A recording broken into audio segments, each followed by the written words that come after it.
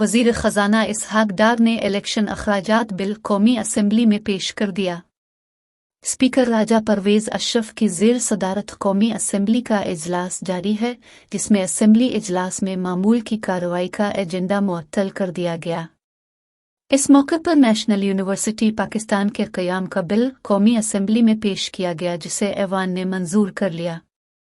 वज़ीर ख़ज़ाना इसहाक डार ने इलेक्शन अखराजात का बिल कौमी असम्बली में पेश किया और ऐवान में इजहार ख्याल करते हुए कहा कि इनाफ़ाना मुंतखब जमहूरी हुकूमत के खिलाफ साजिश बिछा दी गई, कामयाब हुकूमत की माशी पॉलिसियों को नुकसान पहुँचाया गया।